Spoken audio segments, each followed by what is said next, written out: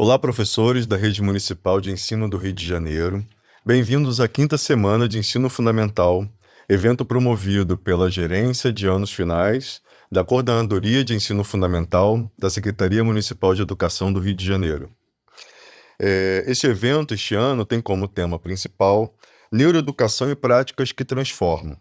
É realizado anualmente e reúne educadores e educadoras para um importante diálogo entre temas essenciais e eixos estratégicos do ensino para a nossa cidade, com o objetivo de enriquecer e fortalecer a nossa formação docente.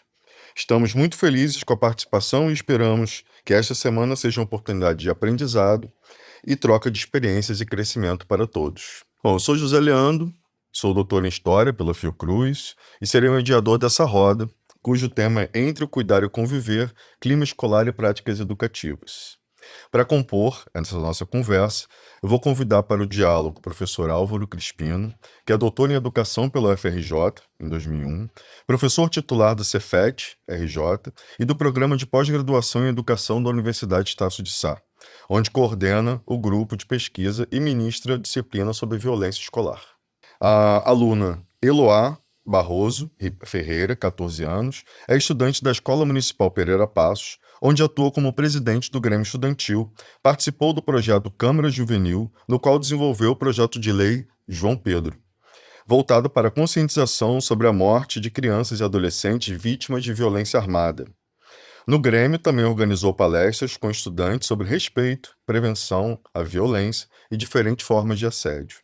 Além disso, pratica jiu-jitsu, esporte necessário que reforça valores como disciplina e autocontrole.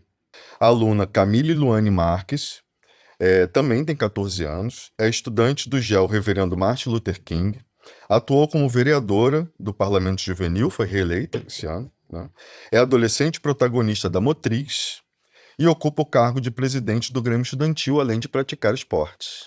E a professora Bianca Mathiesen, especialista em educação física escolar, e mestre em Ciências da Atividade Física, atualmente gerente de projetos pedagógicos extracurriculares da SMR Rio de Janeiro. Então, para começar a nossa roda de conversa, vou começar a fazer uma pergunta, então, para o professor Álvaro, né, para ele fazer os comentários, e quem quiser participar também, dar alguma contribuição, será bem-vinda. Segundo dados da Semesp 2024, a falta de disciplina e desinteresse dos estudantes são apontados pelos professores como o segundo maior desafio enfrentado no contexto escolar, ficando atrás apenas da falta de valorização e incentivo à carreira docente. Diante desse cenário, surge uma questão fundamental. Muitas vezes a escola fala sobre os adolescentes, mas pouco dialoga com eles. Como transformar a escuta em uma prática cotidiana capaz de fortalecer vínculos, promover o protagonismo juvenil e tornar os processos educativos mais significativos? Bom, eu começo agradecendo ao convite da Secretaria para a quinta semana do Ensino Fundamental e a oportunidade de estar com vocês para que a gente possa conversar. Quanto à sua pergunta, essa pesquisa da Semesp, ela é semelhante a outras tantas, a muitas outras que a gente tem em torno de violência escolar e clima escolar. Ou não tem uma expressão mais ampla que a gente chama de convivência escolar. Então ela representa bem o tamanho do nosso problema. E há duas maneiras de tratar sobre isso. Ou você dá receitas, e as receitas são sempre aquelas coisas, faça isso, faça isso, faça isso, faça isso, faça isso, faça isso. E a coisa não dá muito certo. Ou então a gente estuda a essência. Na verdade, não é razoável que um aluno, qualquer que seja a idade, vá durante 200 dias letivos por 13, 14 anos de ensino obrigatório e ele vá para a escola para ser indisciplinado. Então a gente precisa se conscientizar que alguma coisa nesse contexto não está batendo bem. Porque ele vai ter que ir para lá durante 200 dias, durante 7 horas por dia, se for um horário integral. Então não é razoável imaginar que ele vá para lá para fazer isso. Então vem a pergunta necessária para os adultos. O que a gente faz, ou o que a gente não faz, que provoca esse tipo de comportamento? E não adianta esperar que as respostas venham exclusivamente das crianças do Fundamental 1 ou dos jovenzinhos do Fundamental 2. Os adultos somos nós. Então, a grande questão do protagonismo é entender se a escola que a gente está oferecendo para eles é uma escola que dá significado. Ele chega naquela escola e diz assim: não, essa escola para mim tem um significado, tem uma importância. Essa escola para onde eu vou passar 7 horas do meu dia tem um sentido na minha vida. E aí começam os nossos problemas. A escola não tem dado significado ao conteúdo que passa, porque a gente vem trabalhando só conteúdo pelo conteúdo, conteúdo pelo conteúdo. E viramos escravos dos indicadores educacionais, dos IDEBs e das provas e outras coisas. E não dá sentido, porque a gente dá o conteúdo pelo conteúdo, enquanto as crianças e os jovens querem um conhecimento que, de alguma forma, os ajude a viver a vida que eles estão precisando viver. Por enquanto, é o que a gente fica. Essas expressões de conflitos e convivência na escola, como é que vocês percebem isso? Eloá, como é que você percebe essa questão dentro das escolas, entre os estudantes? No caso, você está se referindo à convivência, né? Isso. Entre os estudantes. Então, eu acredito que para se ter uma boa convivência, né? Eu acho que a chave é o diálogo. Eu acho que as pessoas elas precisam aprender a se respeitar, a respeitar as suas diferenças, as suas particularidades. Então, quando a gente olha para a convivência entre os estudantes, é muito nítido que ultimamente, né, tem se aumentado muito a violência entre os estudantes. Isso é uma coisa que tem crescido muito e isso é um problema. E eu acho que os próprios estudantes podem lidar com essa situação, entendeu? Então, quando vê um colega fazendo algo que é errado, sabe, diminuindo outro colega, se posicionar. E às vezes acaba não se posicionando por medo. Porque a violência, ela acaba gerando silêncio, né? Então é muito importante, né, que esse estudante, se ele preferir, né, pro seu bem, não se posicionar ali naquele momento, né, ele levar essa situação para um professor, para um profissional, para que ele possa tratar dessa situação da melhor maneira possível. Mas, assim, uma coisa que eu percebo muito lá na minha escola, por exemplo, é que, às vezes, os estudantes, eles se desentendem porque eles pensam de maneira diferente. Sendo que eu acho que precisa haver a gente precisa conscientizar os outros de que existe uma diversidade de pensamentos, sabe? Então, é muito importante a gente olhar para as pessoas, sabe? Com um entendimento de que nós somos diferentes. Sendo que quando a gente junta as nossas características e experiências pessoais, a gente pode somar. E, Camille, você acha que o espaço que a escola oferece para os adolescentes poderem se expressar, eles são espaços que realmente garantem essa fala dos estudantes? Você acha que isso... Como é que funciona para você essa convivência entre estudantes e os professores, os profissionais da escola? Assim, conviver é difícil desde que mundo é mundo, né? E a gente tem que conviver desde que mundo é mundo. E, assim, os espaços que oferecem pra gente hoje, né, referente à sua pergunta, são até bons. Assim, falta muito ainda. Tem muito caminho ainda. Mas os que disponibilizam na minha escola, por exemplo, a gente tem a caixa do desabafo, né? Que é uma caixa que os alunos não precisam colocar o seu nome, como minha colega lá tá falando. Assim, a violência gera um silêncio, sabe? O medo de se meter e gerar um problema pra você é muito grande, sabe? Eu acho que a gente já vive num mundo bem problemático pra procurar mais problemas, sabe? Então, a caixa do desabafo foi um instrumento que a gente usou e usa ainda lá na escola muito bom, né? Porque os alunos não precisam se expor, eles têm um nosso professor que auxilia nessa caixa, é ele que pega essa caixa, é ele que vê.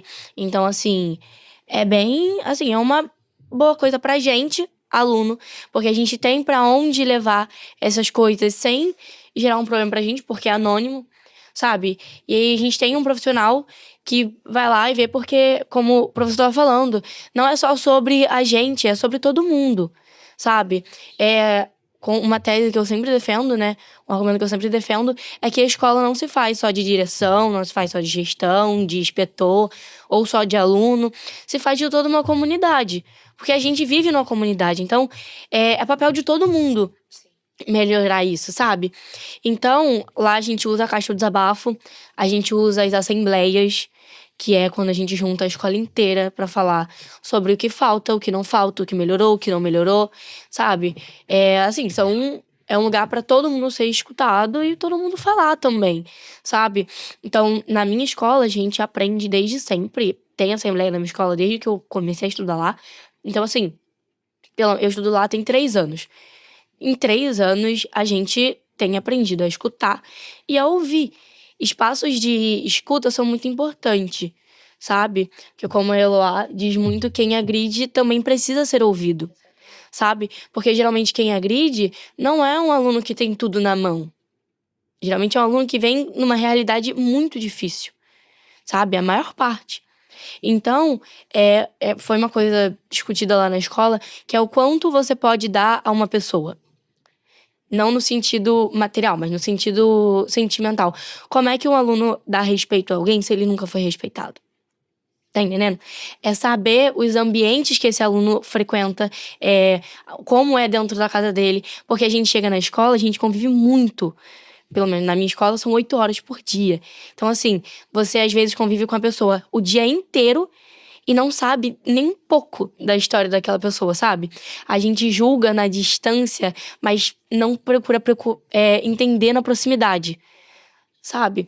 Então, muitas vezes a gente fala porque uma pessoa, nossa, não quer nada da vida, não quer nada com nada, tá atrapalhando quem quer. E às vezes esse aluno quer, ele só não sabe como ir atrás do que ele quer. E ajudar esse aluno com terapia nas escolas. Eu sou muito, muito a favor disso. De ter mais terapeutas nas escolas. Sim, de plantão. Porque ou a gente tem... eu prefiro ter pessoas para escutar os alunos de plantão na escola do que guarda municipal na frente da escola. De plantão, sabe? E é o que acontece em muitas escolas. A minha escola, sim, é muito bem organizada. Então a gente tem esse movimento do grêmio, dos alunos. Mas tem escola que não é. Tem escola que não tem grêmio. Entende? Então, uma escola que não tem grêmio, os profissionais lá dentro estão cansados. Porque todo mundo cansa, não é só o aluno. Entende? Então, e essas brigas, essas confusões, sempre tem um estupim pequeno, uma coisa fútil, sabe? Que poderia ter ser resolvido, mas isso tudo se leva a um monte de coisas pelo que vem antes, sabe? Um aluno que vem de casa já estressado, porque não tem material, e passa uma vida, tipo assim, muitas vezes humilhante, sabe? Já tem que conviver com tudo isso, tudo que uma criança não precisa conviver. A violência não devia fazer parte da infância das crianças. Quando as crianças têm infância, entende? Porque aí tem muitos adolescentes na minha escola, principalmente, que não tiveram uma infância. Que não aproveitam a infância como deveriam aproveitar. Sabe?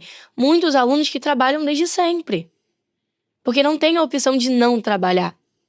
Então é aquilo, a gente convive muito na escola e sabe muito pouco sobre que ele convive com a gente. Sabe? A gente voltando de pandemia, são 5 anos após pandemia já. Mas se a gente for parar pra pensar o que a gente progrediu, não condiz com o que a gente regrediu. A gente desaprendeu a conviver um com o outro. A gente convive muito com as telas. Isso é um problema. Uma das leis que eu apoiei muito foi a lei contra os celulares nas escolas, sabe? Então, assim, é um problema que vem de diversas esferas. Não vem só da gente chegar na escola e não querer estudar. Vem do processo da nossa criação de casa. Porque pelo que a Ayla tá falando, né? Nós somos diferentes, mas o que forma a nossa cabeça? É a realidade que a gente vive, gente.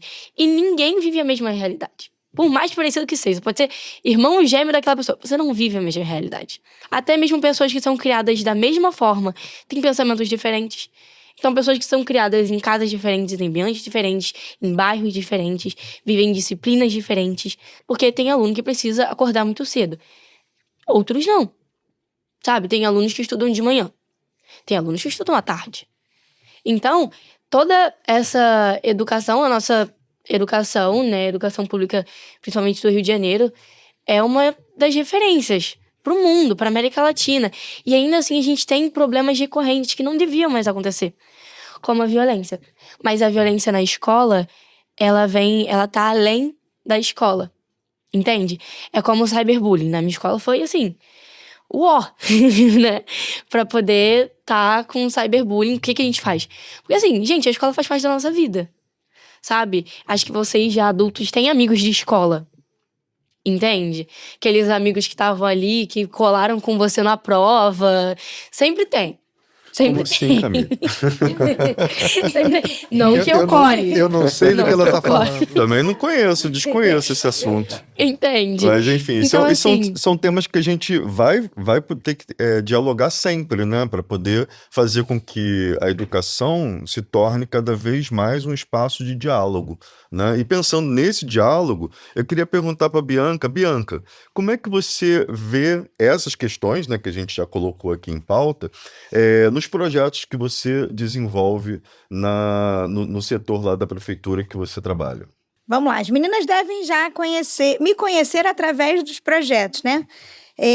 Eu sou lá da GPPE. A GPPE é a gerência que dinamiza projetos de ordem esportiva, artística, de sustentabilidade e patrimonial. Então, todo esse movimento, toda a existência desse espaço de projetos é para tentar potencializar, né, o fazer da escola, aquilo que vocês precisam de habilidades e competências estarem nesse processo desenvolvendo e, de alguma forma, instrumentalizar esse ambiente escolar, o trabalho do professor. Então, quer ver uma coisa? Eu já, conversando aqui com vocês, a gente já identificou. A sua escola mobilizou, por exemplo, a horta escolar de uma escola do lado. As hortas escolares é um projeto que é tocado lá pela GPPE. A sua escola, que é uma escola vocacionada para o esporte, participa de jogos esportivos. Também é um projeto que parte dele é tocado lá pela GPPE.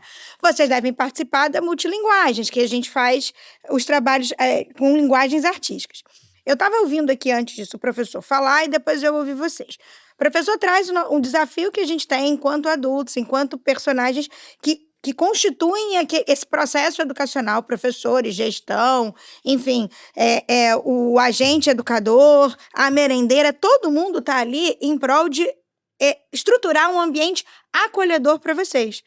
A escola, como vocês disseram, é um espaço que vocês ficam de 7 a 8 horas por dia, muito mais do que na casa de vocês, e vocês precisam estar num espaço que vocês se sintam bem.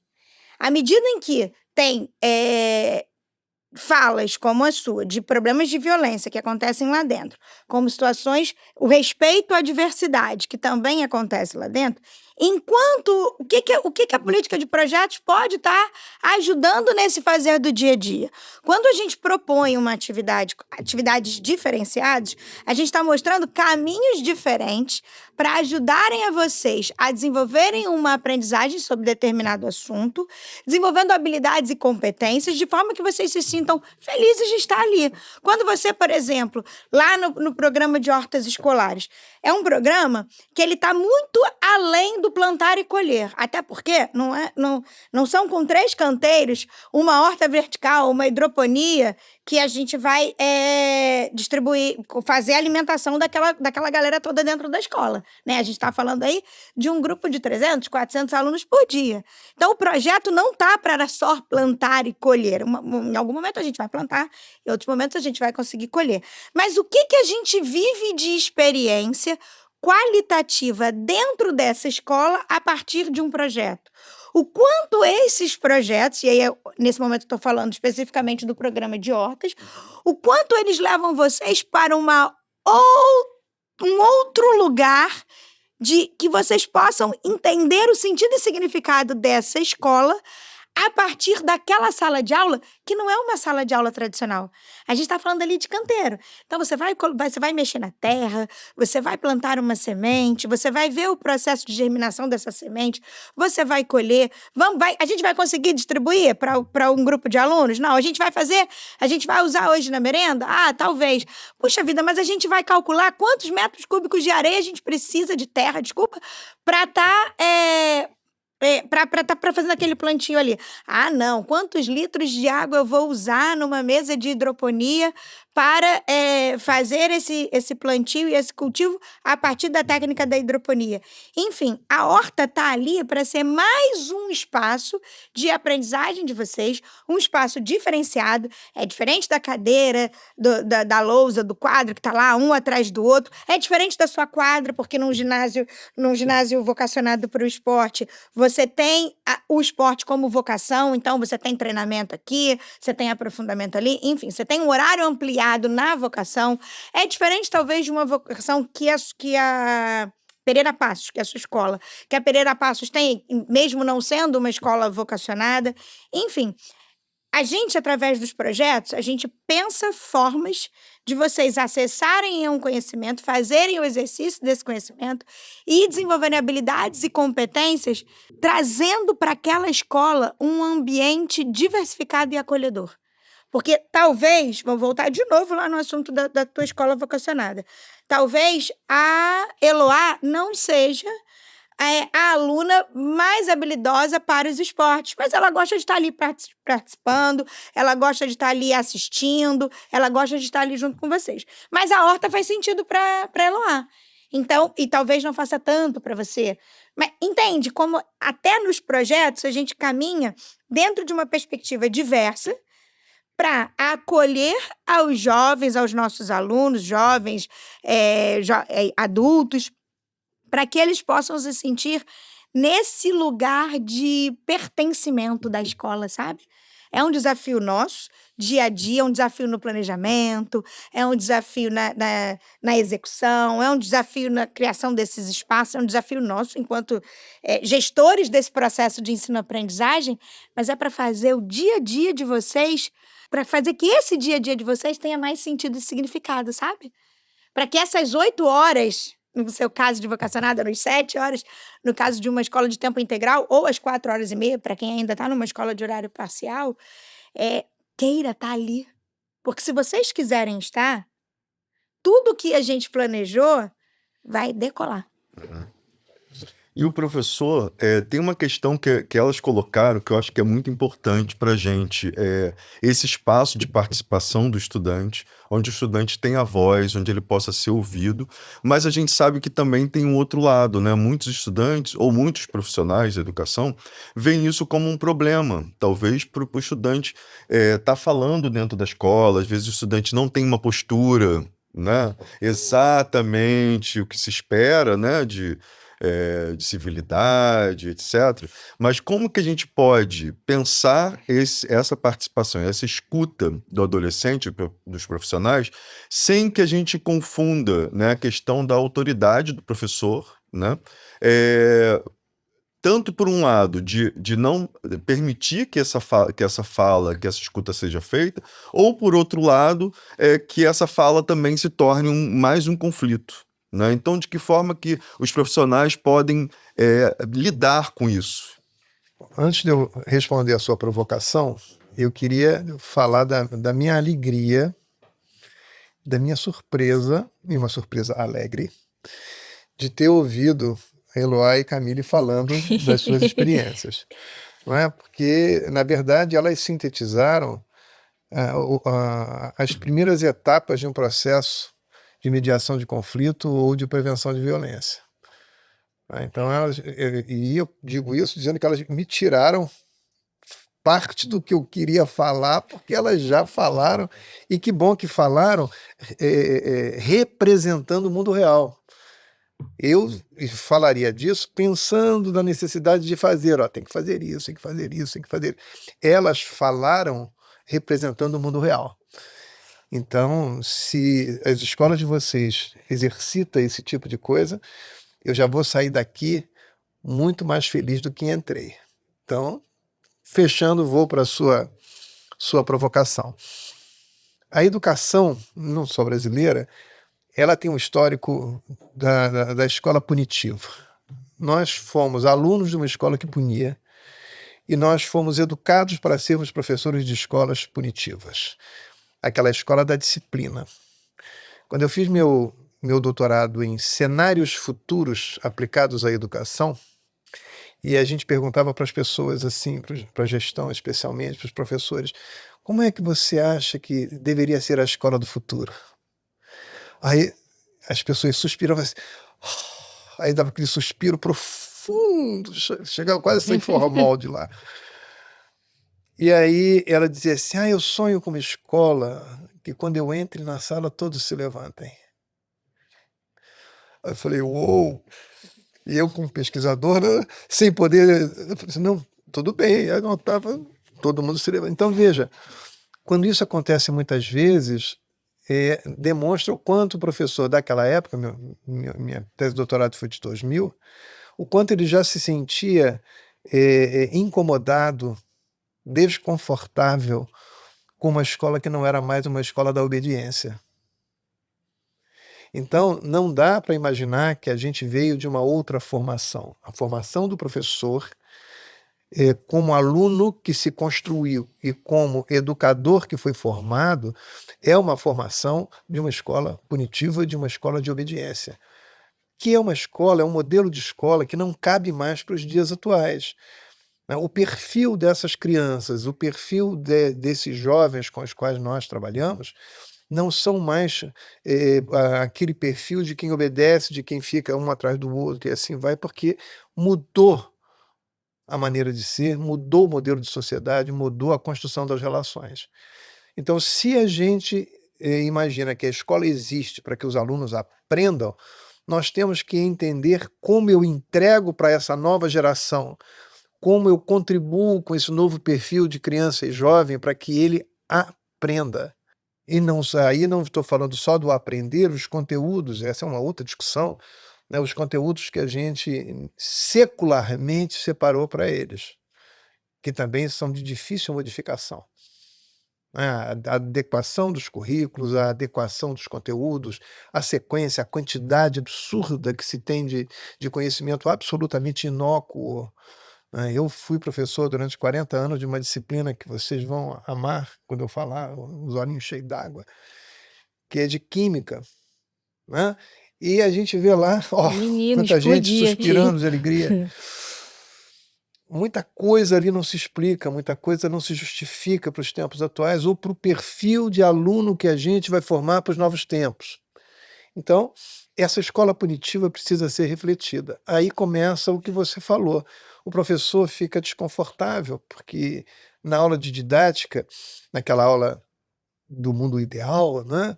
Aquela coisa, aquela escola imaginária, ele diz, bom dia, aí todo mundo, bom dia, tirei o caderno, tiramos o caderno, vamos copiar, todo mundo copia, agora responde um de cada vez, e assim, não é assim, o mundo não é assim, a sala de aula não é assim, mas os professores continuam sendo formados por uma escola que não é ideal, não é uma escola do mundo real. Então, o que a gente precisa trabalhar é que a ideia de que aonde há diálogo não há violência. Isso é um ponto comum entre todos os grandes as escolas teóricas da mediação de conflito e da violência escolar. Onde há diálogo, não há violência. Porque o conflito é próprio da natureza humana. Nós vivemos em conflito todos os dias. Mas o grande problema é quando o conflito se transforma ou ele se manifesta de forma violenta. E se manifesta de forma violenta por quê? Porque eu não sei dialogar. Se eu não sei dialogar, é porque o espaço não me ensinou a dialogar. E aí tem o não diálogo entre professor e aluno, tem o não diálogo na família. Se houver tempo, posso falar de uns estudos que a gente vem levantando sobre as relações dos comportamentos familiares e das violências escolares, se houver tempo. Mas a gente não está acostumado a aprender a dialogar. E a escola precisa ter esse espaço. Então, quando ela fala das assembleias, é importantíssimo. Dá espaço para o povo falar. Mas vai ser a maior algazarra, vai ser algazarra no início, porque eles não aprenderam. Conforme vão fazendo, vão aprendendo. Vai colocando a caixa, que a gente chama da caixa das opiniões, que você deu outro nome. Mas vai sair muita coisa no início, até eles aprenderem que quando ele coloca o papel anonimamente, acontece alguma coisa. Coloca o papel, a coisa acontece, aquilo chama a atenção. Aí a caixa passa a ser respeitada, porque ela tem sentido, ela tem significado. Então, o que que Perdão, lá na escola a gente chama de bagunça organizada. Sim. Uma bagunça organizada. Pois é, mas a pessoa o aluno vai percebendo que essas coisas têm sentido, têm resultado, então ele começa a participar. Agora, nós não fomos formados para o diálogo. Então, uma pessoa acha que ao dialogar com uma turma, ele está dizendo, mas eu deixei de dar matéria. O que é muito difícil da gente entender é que quando você dialoga e o clima fica melhor, você retoma a matéria com mais facilidade, a matéria flui com mais tranquilidade e a aprendizagem é mais significativa porque as pessoas estão tranquilas. Mas isso é coisa para se aprender. E pega um diretor ou um coordenador de área que exige que você efetivamente dê a disciplina antes de qualquer outra coisa e acima de qualquer outra coisa, porque o seu papel é dar conteúdo, está tudo lascado. Só falta alguém para trazer o fósforo, porque a gasolina já está espalhada. Mas a gente não foi treinado para esse tipo de aprendizado. Bianca, queria que você comentasse um pouco a fala do professor com a sua experiência nesses projetos. Esses projetos, eles não têm exatamente esse papel, né, de promover o diálogo, mas eles promovem. Eles promovem. Porque são manifestações artísticas, são atividades manuais, como é que você percebe a participação dos adolescentes nesses projetos? Então, o professor estava dizendo ali ainda agora, né, que de verdade a gente fica muito ainda, né, porque eu acho que nós fomos formados nessa perspectiva conteudista, né, eu tenho uma relação de conteúdos que eu preciso transmitir, passar para as crianças, para os alunos, e aquilo ali afoga a gente, desafia a gente todos os dias, e muitas vezes a gente não tem esse tempo, não para esse tempo para escutá-los. Quando a gente traz a proposta de diferentes projetos das naturezas que eu falei anteriormente, a gente primeiro está chamando vocês para estarem vivendo experiências que vocês gostem. Então, só isso já facilita, só isso já promove uma escuta, uma abertura. Eu estou indo, por exemplo... E uma interação. E uma interação, exatamente. Que não acontece na sala de aula. Eu estou indo para... Vamos, a nossa escola vai se inscrever na mostra de multilinguagens.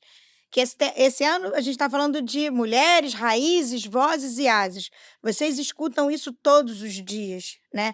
A gente vê nas manchetes, a gente entende o que está acontecendo e traz vocês para discutirem essa pauta. Então, a gente só começa a construir qualquer trabalho artístico, a pauta começa a ser construída na conversa com vocês. Então, se nós vamos dançar o tema, o que a gente precisa discutir para montar a coreografia, para escolher a música, para onde que a gente quer que esta coreografia leve ao entendimento daquela plateia. Da mesma forma que se a gente vai representar num teatro, o que recorte a gente vai fazer desse tema para a mensagem que a gente quer passar a partir daquela peça teatral.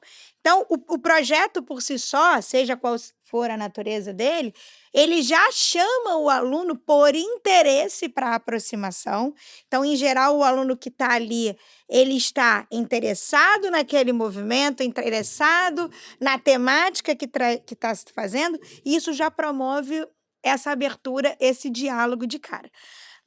Voltando lá, o programa das hortas escolares, quando a gente vai pautar a horta escolar, para a gente começar uma sala de aula, é como a quadra, né? A quadra é uma sala de aula para o professor de educação física. Então, ter o espaço de hortas dentro da escola é ter mais uma sala de aula que, num primeiro momento, eu, por exemplo, quando me aproximei, disse assim, gente, eu sou péssima para plantar, não tem uma plantinha, uma florzinha que eu plante ali que ela cresce. É horrível. Mas aí você começa a ver que não é sobre o que você vai plantar, mas é sobre tudo aquilo em que te aproxima do desafio. Eu não sei, não gosto muito de mexer com terra, não, então peraí, então é agora. Mas vamos lá, a gente está montando aqui uma horta orgânica, então vamos lá. Mal comparando, você falou muito dos ginásios vocacionados de educação física, mal comparando, o atleta só não joga, né? A atleta só na hora de jogar. né? Não é só na hora de Não plantar, é só né? na Ele treina muito, ele ensaia os fundamentos e a mesma coisa acontece. É por trás das cortinas que as coisas acontecem, né? Até aquela alface brotar, tem todo um anterior que foi vivido e que, num primeiro momento, aproximou 2 ou 3 que tinham um pouco mais de habilidade ali, que estavam mais familiarizados com aquela situação, mas à medida em que você chegou, que você voltou para a sala, que você falou assim, olha, mas espera aí, tá vendo aqui? Para esse alface nascer aqui, foi preciso a gente primeiro estabelecer onde seriam os canteiros. A nossa escola dava conta de ter canteiros? Não, a gente não tinha lugar para ter canteiro. Então, nós faríamos uma horta suspensa. Não, nós vamos fazer uma horta de temperos, porque a gente está entendendo que o espaço que a gente. Entende que toda a construção daquele espaço, daquele momento, daquela experiência, levou vocês por aproximação para um outro lugar. E à medida em que vocês vão para um outro lugar dentro da escola, com esse clima acolhedor, a gente estabelece essa relação de diálogo, a gente estabelece essa interação e, por consequência, a aprendizagem ela vai se dando. E vocês vão desenvolvendo habilidades que talvez não tivessem naqueles conteúdos ali pré-estabelecidos. E isso, gente, falei aqui com vocês de projetos artísticos, falei dos projetos de sustentabilidade, mas da mesma forma, quando a gente tem projetos de visitação a espaços culturais da nossa cidade, está levando vocês. É a sala de aula fora ali da tua escola. Então, que experiências vocês estão vivendo ao entrarem num determinado museu? Que experiência vocês estão vivendo a fazer parte de um clube de jovens cientistas? Quando vocês, lá dentro também, ainda do eixo de sustentabilidade, vocês precisam desenvolver. Para um determinado desafio, você tem que ter soluções inovadoras e esses desafios eles são mapeados dentro do seu próprio território. Em geral, acontecem ali dentro da escola. Então, para onde esses projetos levam vocês, que vocês possam ter um arcabouço de experiências que dá a vocês a vontade de todo dia estarem interagindo. Quando isso acontece, esse diálogo se estabelece, vocês se sentem parte de verdade dessa escola, vocês pertencentes, vocês não estão só indo ali cumprir um horário, e aí nem vocês querem perder tempo brigando, nem vocês querem perder... Exatamente, nem vocês... Vocês não querem perder esse momento com o enfrentamento. E aí vai ser fácil entender o quão diverso é um espaço escolar. Porque é diverso mesmo. Se nós juntarmos nós 5 aqui, nós já começamos com idades diferentes, a gente já mora em lugares diferentes, a gente já está atuando nesse momento na sociedade, a gente está contribuindo, cada um de nós, de uma forma diferente. E a gente está aqui, de boa, conversando, entendendo o que vocês estão trazendo da escola, entendendo o nosso desafio enquanto gestores de uma sala de aula. A ideia eu penso que o melhor dos mundos se a gente fosse sair daqui agora, vamos lá. Essa escola precisa ser acolhedora, essa escola precisa escutar a vocês, escutar nós, professores, articular essa escuta, esse diálogo precisa acontecer. A gente precisa entender quais ambientes a gente pode estruturar para isso tudo estar acontecendo de uma forma confortável para todo mundo, sabe? É agradável, ninguém quer ficar num lugar que não gosta.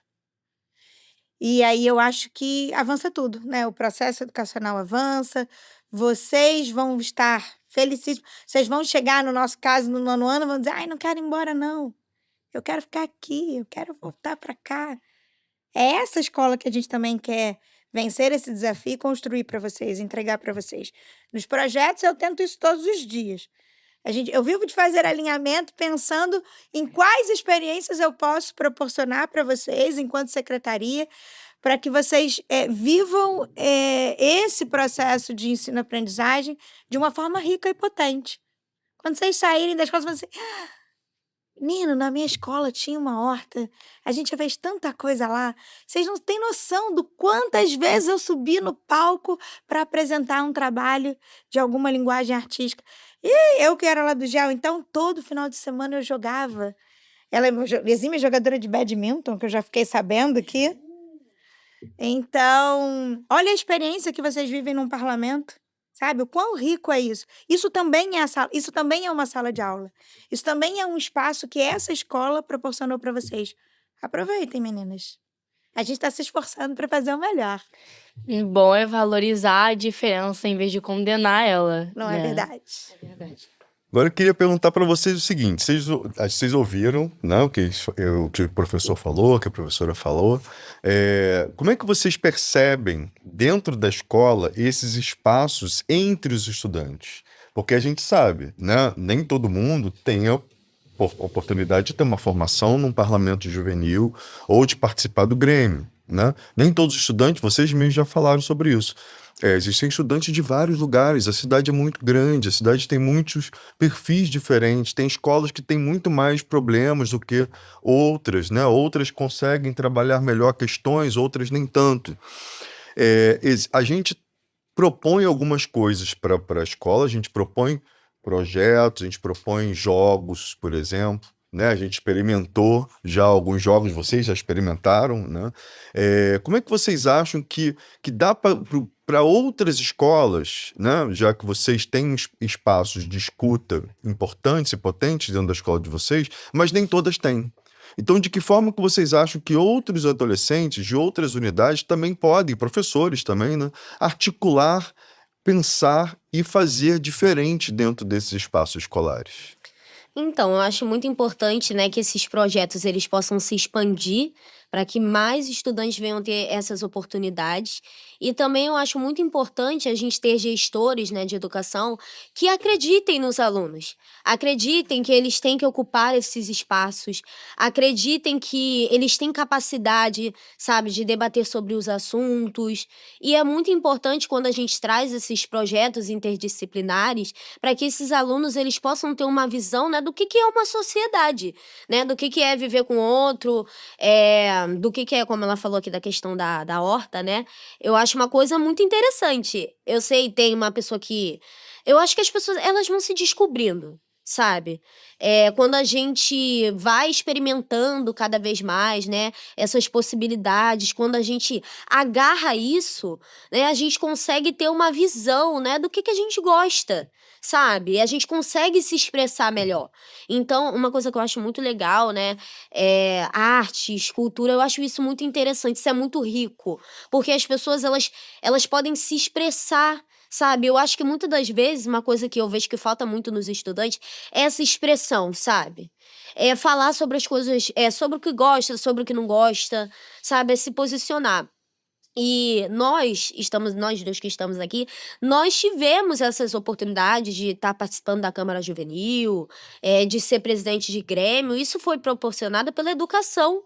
Então, se nós estamos aqui hoje, é graças à educação. Então, é muito importante também que esses alunos agarrem essas oportunidades, sabe? É por isso que eu acho muito importante quando a gente tem uma coisa lá diferente na Câmara, levar isso não só para as escolas, mas também para as comunidades, sabe? Para o ambiente que a gente vive, para que esse conhecimento possa se expandir. Então, é totalmente necessário, eu também concordo. Eu acho que a sala de aula, ela vai muito além Quatro paredes. exatamente. Do que você ficar ali em quatro paredes. Então, é muito importante quando a gente olha para esse aspecto, sabe? De sociedade, de diversidade. Eu acho isso uma coisa totalmente válida. E você, Camille, o que você já experimentou fazer? Porque muitas vezes os alunos falam assim, por exemplo, eu vou levar um jogo para a escola, vou levar o Dá o Papo, para fazer lá, tirarem cartas, falar sobre conflitos dentro da escola. Aí vem um aluno e fala assim, mas a gente não vai ter aula hoje? Né? A gente ouve muito isso, né? Mas e a aula? A aula não vai ter? Mas e não percebe que a gente está tão dentro dessa questão que o professor colocou, do currículo, da obediência, da escola punitiva, do quadrado, né, daquilo que está dentro, né, dentro das quatro paredes da sala de aula ou dentro de um currículo, né, que está ali moldado, na grade curricular, né, como a gente diz, é uma grade, É uma né? grade. É uma grade. Que esses espaços de troca e de escuta, eles acabam não sendo percebidos como parte do processo de construção do conhecimento, né? Você já experimentou essa vivência com os outros colegas? Como é que você, na sua experiência lá no Grêmio, o que você pode dizer para a gente sobre essa experiência de trabalhar essas questões dentro da escola? Assim, como eu venho de uma escola GEL, né, um ginásio educacional olímpico, o bordão da nossa escola é aluno, atleta, cidadão. Se você não é um bom aluno, você também não vai ser um bom atleta. Então, assim, lá dentro a gente tem um sistema de que se você não é um bom aluno, se você não respeita o próximo, você não é um atleta, assim, à altura do nosso GEL. Ou seja, para um aluno competir, para ele fazer o esporte que ele ama, ele tem que ser um bom aluno. Entende? E um bom aluno não é o professor estava falando sobre disciplina. Disciplina, pra mim, não é só você ter alguém que mande em você, que puxe sua orelha se você não faz. É você ter responsabilidade, sabe? A gente confunde muito essa disciplina muito regrada com responsabilidade. Responsabilidade, pra mim, é o básico, né? Porque se você não consegue cumprir com seus horários na escola, como é que você vai cumprir com seus horários no trabalho depois? Sim. Entende? Então, essa responsabilidade básica é muito confundida, muitas vezes, sabe? E pelo fato de eu ser de uma escola GEL, a minha sala de aula nos meus 2 últimos tempos de treinamento é uma quadra de badminton, sabe? O meu lápis é a minha raquete, a rede, sabe? O aluno de basquete tem a cesta, a bola, sabe? O de vôlei tem os instrumentos deles. Então, assim, são vários instrumentos diferentes. Como eu falei, é valorizar essa diferença. Porque eu e a Eloá, a gente concorda em muitas coisas. Mas a gente tem ideias diferentes em outras, sabe? Em vez de a gente separar, de eu dizer a minha é melhor que a sua, porque eu penso assim, a gente decide unir. E é muito legal. A gente não tá dentro de uma sala de aula todo dia, toda hora, todo momento, porque isso é sufocante, gente. E ninguém gosta de conviver num lugar sufocante. E assim, muitas das vezes, essa sala não tem nenhuma uma estrutura, né, adequada. Então, ficar dentro de uma sala sem ar-condicionado, com infiltração, é sufocante, literalmente, né? Então, assim, a gente ter outros espaços para conviver é muito legal. Muito legal. E a gente mostrar pro aluno que esses lugares são lugares em que ele pode ocupar, porque a gente tem essa ideia, né? De não podemos ocupar certos espaços. É mostrar para os alunos que a gente pode ocupar o espaço que a gente quiser, sabe? Se a gente quiser tá numa quadra, se a gente quiser tá numa horta, se a gente quiser tá num palco, a gente pode. Sabe? Como ela tava falando, as formas de linguagem diferentes de cada um. Por exemplo, o perfil dos alunos que lutam, né, o wrestling lá na escola, não é o mesmo que jogam badminton. Os que jogam badminton não é o mesmo de quem joga xadrez. Sim. Entende? Então a gente se comunica, a gente manifesta as nossas diferenças de formas diferentes, sabe? E a gente valorizar essas diferenças é muito importante. Porque eu e a Eloá, a gente tem o dom da oratória, como dizem muito pra gente, né? E é verdade. Então, isso é eu algo somo que esse dizem... grupo aí, eu somo esse grupo. Esse dom da oratória. Mas de gente que é mais, sabe, mais tímido. Reservada. Exato, de gente que até gosta de falar, mas prefere escutar. Por isso que a escola precisa ser diversa. Sim. Exatamente, sabe? Eu, sinceramente, eu não conseguiria viver com muitas Camilles, porque eu não me suporto. Eu não me suporto. Entende? Então a gente vê que o outro ser diferente não é nada grotesco, não é, sabe? É fora da lei, não é nada disso. Sabe? É a gente tá unindo essas diferenças, respeitando a diferença do outro. Porque muitas dessas violências crescem do desrespeito à diferença, sabe? E lá na escola teve, assim, chamam de palestra, mas eu não vou chamar de palestra porque na minha cabeça, a palestra é quando tem alguém que fala e outras que só escutam. E lá na escola, esse negócio de só falar e só escutar não rola, sabe? Então, assim, é a bagunça organizada, entende? E aí a gente fez uma palestra sobre quase isso, é quase uma escola ideal, né? E na escola ideal, ninguém falou sobre silêncio, sabe? Então eu falo, olha, então aí a nossa escola já se enquadra, que aqui não tem silêncio, sabe?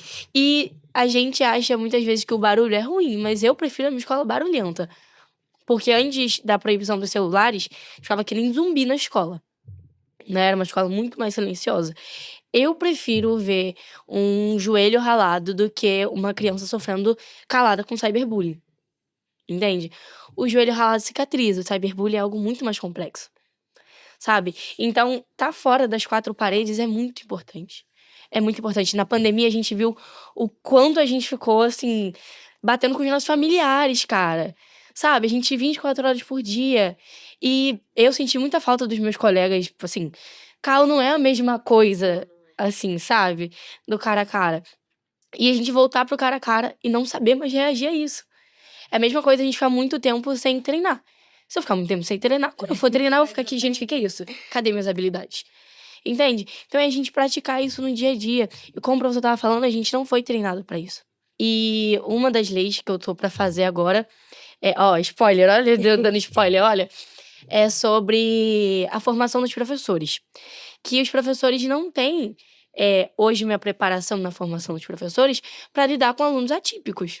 Não tem, sabe? É uma mesma matéria que vem se repetindo. E pra mim, quando as coisas não mudam, erros se repetem. Entende? É a gente ver que é a mesma coisa do aluno particular e o aluno de escola pública que é separado há anos, né? Há tempos, aluno de escola pública é uma coisa, aluno de escola particular é outra. Na minha concepção, não. A gente somos adolescentes da mesma faixa etária, a gente comenta no Twitter igual. Então, a gente conversar assim e mostrar pra eles qual é a nossa realidade e eles mostrarem pra gente qual é a deles, é muito importante. Sim. E eu acho que a gente não faz isso dentro de uma sala de aula lendo só apostila. Como o professor disse, mudar o material didático que a gente tem hoje é muito complicado, é uma coisa muito complexa. Mas lá na escola, os professores conversam muito com a gente sobre cidadania, que a gente é aluno, atleta e também cidadão. Então, a gente também tem que falar sobre cidadania. Sim. Eu acho que e a cidadania faz parte da gente como pessoa, da nossa formação como gente. E aí, os professores conversam muito com a gente sobre a história, porque o que a gente faz muito é apagar a história. E tudo que a gente vive hoje vem da nossa história. Tudo que a gente tá fazendo aqui hoje veio por algo que alguém fez ontem. E a gente falar sobre esse alguém que fez esse algo ontem é importante. Então a gente conversa muito sobre isso. E o professor diz que ele não perde a aula dele, ele investe o tempo dele. Sabe? Eu acho que ele teria perdido se ele tivesse continuado gritando com o aluno, se ele tivesse continuado confrontando. Eu acho que esse diálogo tem que acontecer.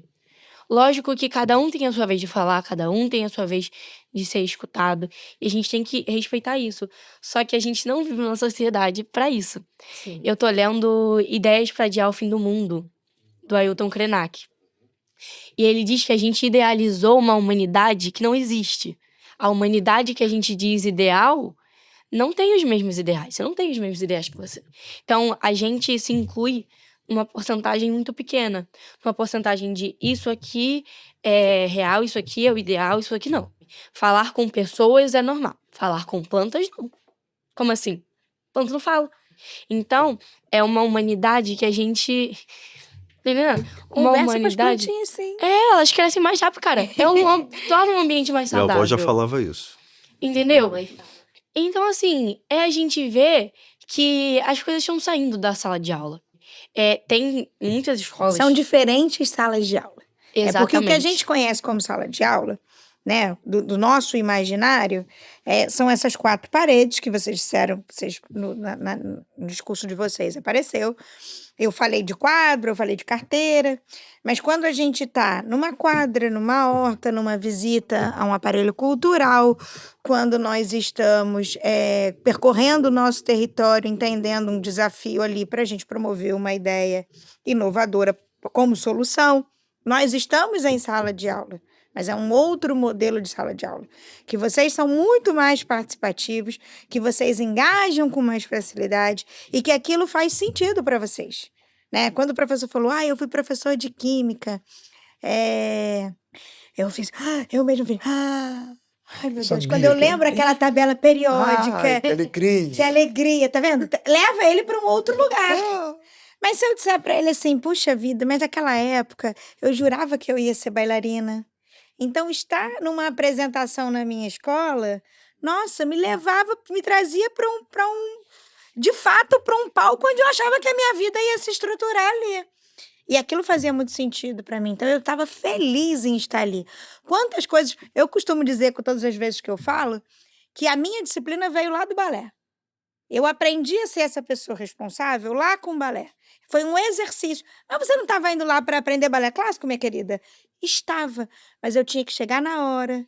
Eu tinha que estar dançando junto com todo mundo. Olhar para o lado só com um cantinho assim do olho, de rabinho de olho, para entender se eu estava na mesma fila. Até respirar junto, tinha de respirar junto. Portanto, não era só a metodologia de balé que eu estava aprendendo, mas um pouco moldou o meu comportamento. Hoje, você dificilmente vai me ver perdendo a hora, você dificilmente vai me ver papando mosca num compromisso. Tudo isso por conta daquela sala de aula que eu vivi, que não era uma sala de aula tradicional, como a gente estava descrevendo aqui. E aí os projetos estão junto com vocês nessa caminhada, junto com cada escola, junto com cada professor, para que vocês vivam esse modelo de sala de aula, e isso, de repente, não vai fazer tanto sentido. Eu entendo que você, num ginásio, sendo uma atleta de badminton, toda essa questão da disciplina com o esporte vai ser, de alguma forma, ainda que você não se torne uma atleta profissional, mas isso vai refletir no seu dia a dia. Exatamente. O parlamento, a mesma coisa. Vocês estão fazendo, vocês falaram da oratória de vocês, que eu também aqui me somo a esse time, mas olha o exercício que vocês fazem diário, é um exercício de convencimento. É um exercício. Vocês precisam articular saberes para poder argumentar e defender aquilo que vocês entendem que é uma proposta. Portanto, gente, tudo isso é uma sala de aula. Todo esse ambiente bem estruturado vai impactar nesse convívio no dia a dia de vocês, com os professores de vocês, com os colegas de vocês. E isso, no final das contas, é essa riqueza que vai constituir vocês. Na educação física, a gente chama isso de corporeidade, é o que vai ficando marcadinho, sabe? É o que a gente vai vivendo, no caso da educação física de experiência motora, e que isso vai ficando gravado. É como se fosse uma gravação. E amanhã você vai ser uma advogada, você vai dizer, mas espera aí, eu não posso chegar atrasada na audiência, porque se eu chegasse atrasada no jogo, eu perdi de WO. Então, eu já sei cumprir o horário. Então, a gente sabe que a escola é atravessada por várias questões, por vários elementos, a sociedade, o entorno, as redes sociais, né, que a gente sabe que também contribuem muito para a questão da violência dentro das escolas, atravessada pelas famílias, né, atravessada pela questão política. Então, a escola ela é um termômetro muito forte, né, do que vive a sociedade, né? Então, dentro da escola, as coisas acabam sendo reproduzidas. Então, eu queria que vocês falassem um pouco no final agora como que vocês percebem essa questão da violência dentro da escola. Então, pode começar, professor? Quero chamar a atenção para 2 aspectos, mas antes de fechar no aspecto, há uma visão de mundo que a gente não pode esquecer. Primeiro, depois da pandemia, lembrando muito o que Camille falou de pandemia, nós tivemos um crescimento assustador no número de casos pelo SUS, de depressão, de esquizofrenia em alguns casos, e de comportamentos que poderiam ser chamados de doença mental ou de falta de saúde mental. Não só na faixa de 10 a 14 anos, não só na faixa de 14 a 20 anos, como na faixa de 20 anos para diante. Então, nós tivemos um aumento importante das questões de saúde mental na sociedade como um todo. não é pessimismo dizer que nós hoje somos uma sociedade adoecida mentalmente. E por que isso é importante? Porque fala-se muito do desgaste dos professores, mas não é só na escola. A sociedade a escola, com suas dificuldades, amplifica, potencializa isso, porque estão todos ali dentro. Mas o trânsito está assim, as relações familiares estão assim, as reuniões de condomínio estão assim. A ida no transporte, no metrô, você sempre vê situações desse tipo, onde as pessoas estão com esse tipo de comportamento. A facilidade com que se compra armas e se negocia armas fez com que a gente tivesse uma sociedade também muito violenta. 4% das mortes por arma são feitas por criminosos. 30 e tantos por cento são feitos por polícia. E 60% das mortes por arma são feitas, abre aspas, pelo cidadão de bem, fecha aspas. Todo mundo está armado. Então, os casos de crianças que foram vitimadas, que morreram por conta de arma de fogo nas escolas, foi porque as outras crianças pegaram as armas nas suas casas. Então, não dá para falar de violência escolar, de violência juvenil, sem olhar esse conjunto. Então, fechei o conjunto. O mundo que a gente está vivendo é um aquário. O aquário é assim, nós estamos dentro desse aquário. Aí vem o caso da violência da escola, que a gente chama da violência simbólica, né? Bourdieu adoraria estar aqui para conversar sobre isso. Então, quando a escola, por exemplo, ela desconsidera a existência do aluno e impõe um regimento, ela está cometendo violência simbólica. Porque a escola existe para que o aluno aprenda. Essa é a função da escola, não é para outra coisa. Ela, desconsiderando quem é a figura do aluno, ela faz uma violência simbólica. Quando ela cria as regras unilaterais há décadas, que ela não muda as regras, ela expulsa, ela tira de sala, ela diverte, ela suspende. Hoje ela não expulsa mais, mas ela transfere. Isso é secular. Quando ela faz isso sem ouvir, sem construir junto, sem criar uma rotina de construção coletiva das regras daquela comunidade, para aquele tempo, para aquele lugar, ela está cometendo violências simbólicas. Quando o professor trata mal, destrata, maltrata o aluno na maneira com que ele se relaciona, na maneira com que ele se direciona para o aluno, na maneira com que ele fala ou ele se comunica, ou entre os professores, ou entre o gestor e o professor, ou entre o gestor e a família, isso é uma violência simbólica. E isso é que faz com que a chapa fique quente, porque o aluno já chega na chapa quente da violência simbólica, ele se sente violentado. Então ele não tem espaço para dialogar, ele não tem espaço para construir, ele não tem a assembleia, ele não tem a caixa, ele não aprendeu a comunicação não violenta, porque todo mundo é violento, ele não aprendeu a fazer escuta ativa. Eu entendi que você falou. Isso vocês aprendem quando vão discutir nos parlamentos, em outros lugares. Então, comunicação ativa. A construção das frases, eu não gosto quando você pega o meu estojo, porque quando eu chego em casa sem o meu estojo, vou fazer aqui uma licença poética. Tomo porrada do meu pai. Então, por favor, não tire o estojo da minha mochila. Porque o outro não sabe disso. Tirar o estojo e esconder é uma grande brincadeira. Só que o outro não sabe que o outro aluno, quando chega sem estojo em casa, ele é espancado. Literalmente, muitas vezes. Há casos de suicídio com crianças que chegavam sem os seus equipamentos, apanhavam tanto dos seus pais que se suicidaram. Então, esse é o conjunto da violência simbólica que a gente precisa discutir. Sim. E eu queria, professor, fazer uma observação que essas questões elas estão sendo discutidas nas escolas, né? A gente tem espaços para discutir também essas questões e a gente tem, inclusive, na secretaria, a gente oferece muitos cursos de formação para professores, né? Fica aqui também a nossa sugestão para que os professores acessem, que são cursos voltados exatamente para isso, mediação de conflitos, violência entre estudantes, as expressões das violências nas escolas, são cursos que a Secretaria oferece através da plataforma EAD-EPF, né? Fazendo aqui uma propaganda nossa aqui para que a nossa rede oferece. Pode... E a segunda coisa é pensar o seguinte, a violência é sistêmica. Então não adianta eu rotular um aluno, aquele ali é como ele chama, ele é o agressor. Quando eu chamo o aluno de agressor, eu chamo o outro de vítima. Uhum. Quando eu chamo de agressor, eu já rotulei, já julguei, né? Já aprendi, já julguei, já quase que executei, porque ele é o agressor. O agressor merece tais coisas. Esse é a vítima. Coitadinha da vítima. Fala aí, coitadinha. Ah, coitadinha da vítima. Então, agressor e vítima são duas expressões, duas categorizações que já expressam juízo de valor. Esse é o autor da violência e esse é o alvo da violência.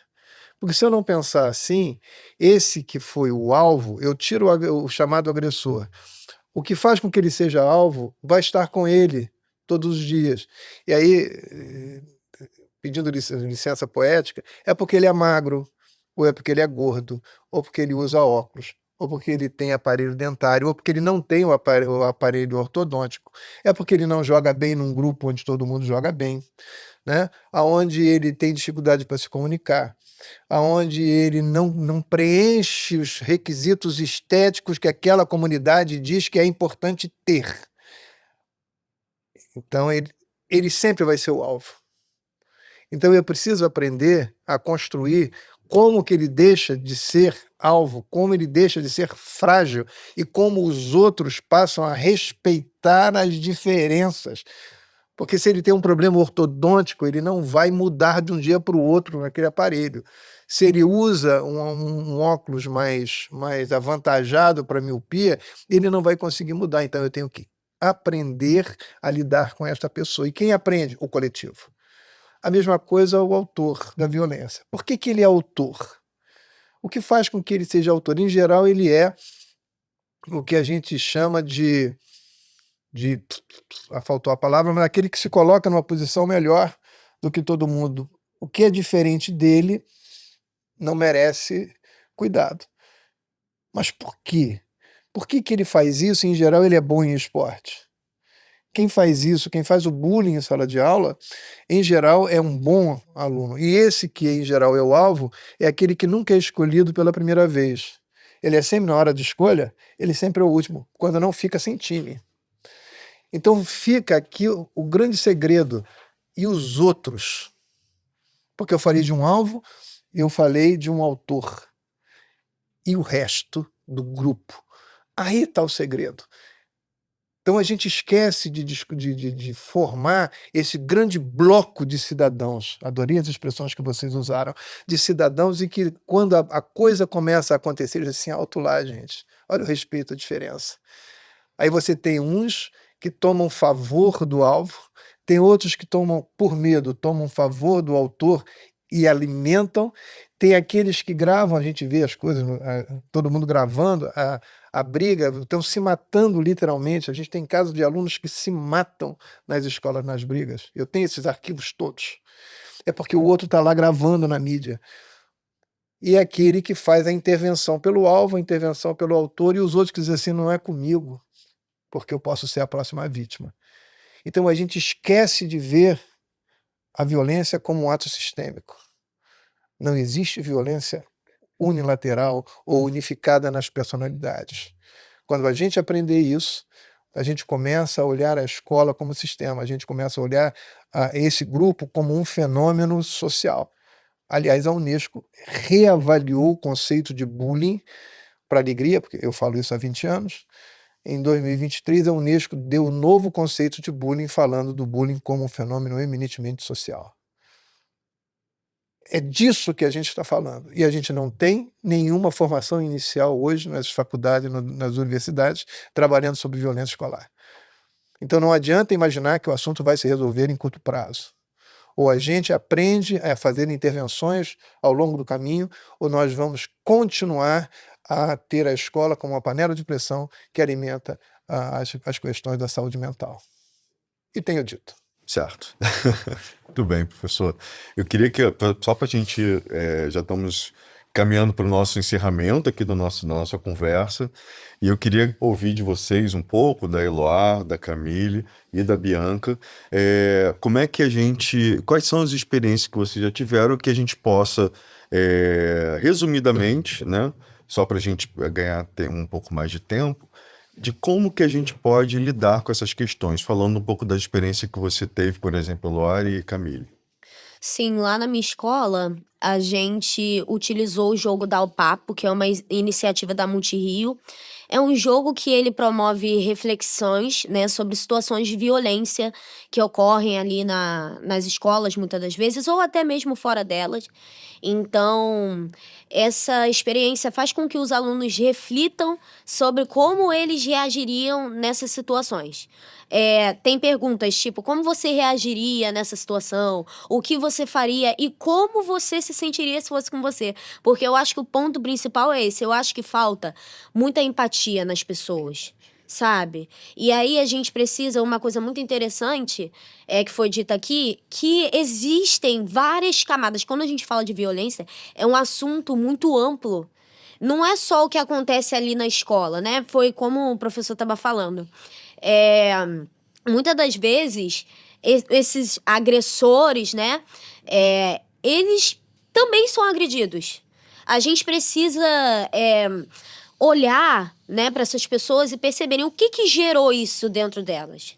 O que gerou esse tipo de comportamento. Não foi da noite pro dia, sabe? Isso não é uma coisa que nasce ali de dentro da pessoa. Então, é muito grave quando a gente percebe que dentro mesmo ali das próprias escolas, né, tem esse adoecimento, sabe, das pessoas. As pessoas, elas estão se adoecendo, estão muito, muito cansadas, sabe? E a violência, ela acaba cada vez mais oprimindo. Então, ter iniciativas como essa, né, como o jogo Dá o Papo, é uma coisa muito interessante e faz com que os alunos criem um diálogo para que eles venham debater entre si, sabe? E aí é muito interessante ver que uma pessoa pensa dessa forma, a outra já pensa de uma forma diferente.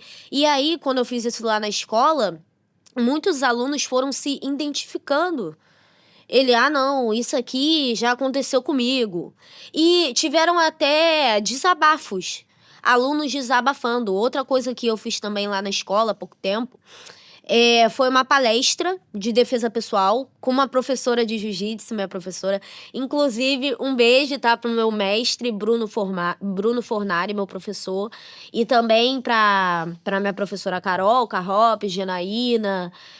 Enfim, todos aqueles que têm lutado, né, para que o esporte, ele realmente signifique ter empatia pelos outros, sabe? Então, Você o já esporte... imaginou que não é jogar contra o outro Sim. e com o outro? É verdade, é verdade. Você, que é uma lutadora de jiu-jitsu, não tem luta se você não tiver um colega para estar. Sim, exatamente. Então não é contra o seu Sim. colega, é com o seu colega. Exatamente. Portanto, é esse exercício de estar junto, é o exercício da tal empatia do que você falou, porque quando ele bate, ele está dizendo assim, para mim chega, para mim não dá, aqui é o meu limite.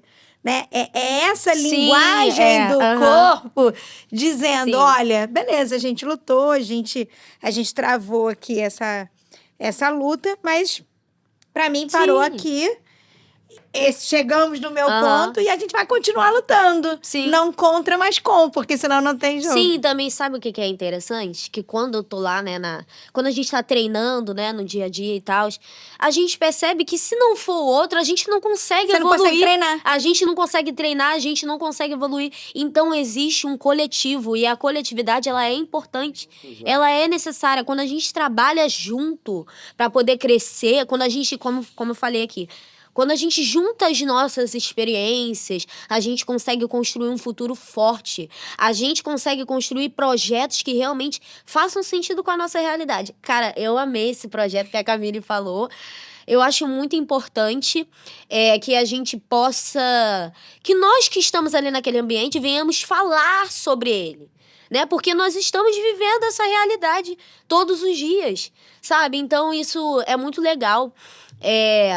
A gente vê esse tipo de coisa, sabe? Levar isso para dentro das escolas, né? Essas práticas educativas são totalmente necessárias, né? Essa palestra de defesa pessoal foi maravilhosa, porque não é só sobre aprender a se defender, sabe? Eu vi ali, foi uma palestra feminina, né? Eu pretendo fazer futuramente com os meninos também, é claro, e... Sendo que eu vi as meninas, elas estavam se divertindo, sabe? Aquilo foi divertido para elas. Então, é muito legal, sabe? A gente trazer, sabe, esses projetos, a gente abraçar isso, sabe? Eu acho isso uma coisa muito.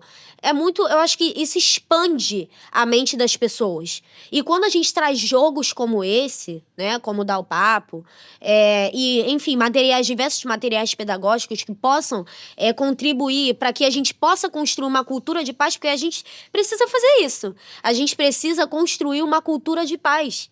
A gente precisa, nós já estamos influenciando outros estudantes. Eu acredito muito no poder da influência, no poder que nós temos de influenciar positivamente, sabe? Porque hoje em dia a gente vê muitas pessoas que, infelizmente, acabam influenciando, usam da sua influência, né, de forma negativa, mas quando a gente usa isso de maneira positiva, a gente alcança as pessoas, o debate, ele gera mobilização, a gente se entende, a gente está aqui, a gente tem visões diferentes, a gente vem de realidades diferentes ou até mesmo parecidas, sendo que a gente começa a entender o lado do outro. Então, eu acredito muito na empatia.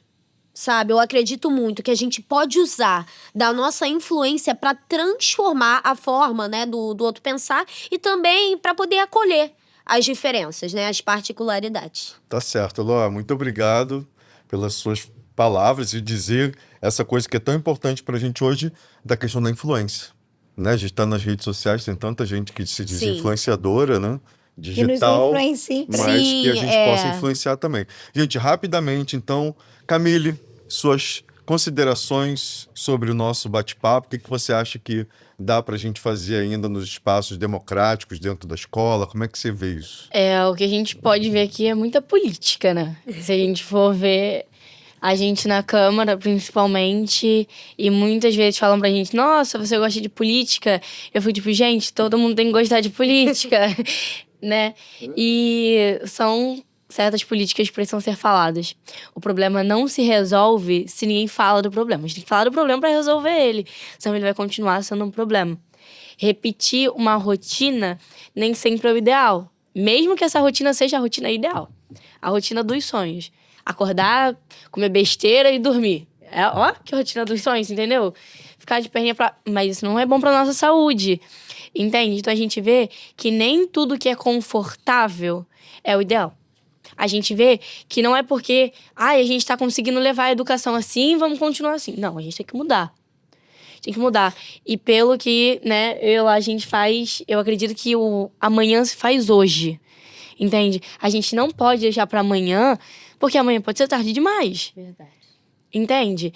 Não é porque a gente ainda tem 14 anos aí que a gente não pode fazer. Já tive 14 Entendeu? anos. Entende? Muitas pessoas com quem eu convivo falam assim, quando eu tinha 14 anos, gente, eu tava lá escrevendo meu nome. Eu tava assim, lendo livro ainda, muita coisa. Eu fico, gente, assim, eu acho que se essas pessoas tivessem se posicionado e tivessem ficado fortes ainda com 14 anos, o nosso futuro teria sido diferente, sabe? Então, muita gente vê a nossa geração como uma geração perdida. Mas eu acho que a nossa geração é sim a geração que vai salvar, tá? Porque assim, nós somos duas, mas somos duas numa parcela imensa. Sim. Ontem teve uma reunião com os grêmios da Segunda CRE. Eram 42 participantes. Então a gente vê que são 42 grêmios empenhados, não são só eu e lá, entende? Sim. E a gente vê que tem algo muito Vai se grande. multiplicando. Exatamente, tem algo muito grande por trás disso tudo, sabe? A gente vê resultado. Porque acho que quem trabalha, quem tá dentro da educação, quer ver resultado, gente. O que dá sentido a isso, a gente fala tanto de ter sentido Sim. na vida, acho que o significado disso é o resultado. Muita gente pergunta lá na escola, você recebe salário? Perguntam pra mim, você recebe salário? Já me perguntaram isso. Você recebe salário? E às vezes eu digo, gente, o meu salário é ver que o que eu fiz vai mudar. Vai mudar. Porque o Grêmio que a gente deixou vai continuar. Hoje é nosso último ano na escola. Sim. E assim, a sala do nosso podcast vai continuar lá.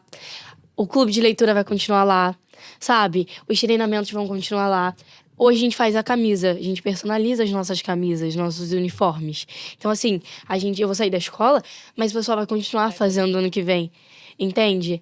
É essa cultura que a gente tem que fazer mais, sabe? É essas produções que tem que, assim, vamos fazer fábricas maiores desse tipo de produção, sabe? Produzir o que presta, gente. Entende? Porque o que não presta já tem muito. Maravilha, Entendeu? maravilha, Camille. E Bianca, agora suas considerações finais aí do nosso bate-papo. Olha, vocês estavam falando aqui as duas, e eu confesso, eu prestei bastante atenção no senhor, claro, mas eu confesso que elas duas vêm com um volume que eu falei, meu Deus, deixa eu organizar meu pensamento aqui. Ainda bem que eu falo antes delas. Não é? Elas me tiravam tudo. Não é? Mas eu vou trazer alguns pontos. Eloá falou da cultura de paz, né? E aí eu tô entendendo que é esse relacionamento, que é esse conviver dentro da escola, viver com o outro, até porque a gente está falando aqui de um ambiente escolar. Aí você trouxe a questão da sua palestra que você fez de defesa pessoal, que você promoveu na sua escola, e isso muito nos aproxima na questão dos projetos esportivos. Fala comigo enquanto professora de educação física e fala muito dessa perspectiva de estar com o outro, porque isso, é o jogar com o outro, seja qualquer uma das modalidades, se não for uma individual, você precisa do seu time e do outro time para jogar, né? Se fossem E quando é individual, você tem que ter um treinador. Você tem que ter um treinador. Então tá sempre com... E o treinador tá sempre ali, entendeu? Tá sempre com o outro. E você me trouxe umas... E aí vocês trouxeram alguns projetos, um deles é o da UPAP, que os nossos colegas professores lá do NIAP tocam isso na ponta, na escola, todo dia ali. E você trouxe para mim a questão de projetos que você toca. Você falou lá da camisa que vocês constroem, da sala de leitura que vocês têm, do estúdio de podcast, atenção, concorrente na área. E aí, eu, enquanto lá na gerência de projetos, eu preciso ouvir isso. Sabe por quê? Porque eu tenho que estar alinhada com as necessidades de vocês, com as necessidades da política pública de educação, de forma que isso vá reverberar no dia a dia de vocês. E aí é onde você falou assim, olha, tá legal, tá avançando? Tá legal, tá avançando. A gente tem números de impacto que mostram que a gente já avançou em alguma coisa. Tá bom parar aí? Não. Não, por quê? Porque essa sociedade cíclica, são essas construções sociais que vão se reformulando, são novos adolescentes que talvez não viveram a pandemia que vocês trouxeram aqui com tanta veemência, porque vocês... Por isso que a gente precisa formar cultura, não só técnicas. Não é pontual, é cultura. Tem que respirar, é o aquário. É o aquário. A gente tem que mergulhar no aquário com cultura. E aí, entender que novos alunos como vocês virão com novas necessidades e novas intervenções nós vamos precisar fazer. Seja a academia, com as pesquisas, com os ensaios, a forma como isso chega nos professores, em quem faz a política pública rodar, a forma como a gente faz isso chegar nos professores, a forma como eu desenvolvo os projetos, bebendo do que a academia pesquisou, bebendo daquilo que as produções científicas... Olha, o caminho a gente está tomando um outro caminho, então vamos aqui, vamos reformular o que vocês fazem que está legal, mas vai ter um impacto muito maior se você fizer por esse caminho. Então, esses resultados, essas pesquisas dão subsídios ao nosso fazer do dia a dia. E aí vocês vão viver novos projetos, vocês vão viver, consequentemente, uma nova escola e... Tenham certeza que todo esse movimento aqui é por vocês. É pelo dia a dia de vocês. Quando a gente qualifica um professor, quando a gente monta uma palestra, quando a gente promove semanas como essa, é para fazer o dia a dia da escola se potencializar cada vez mais. Eu fico feliz, fiquei muito feliz com o que eu ouvi aqui hoje de vocês, porque eu acho que com todas as adversidades, vocês são felizes onde vocês estão. E é isso. Estou pronta para melhorar o que tiver que melhorar. Combinado?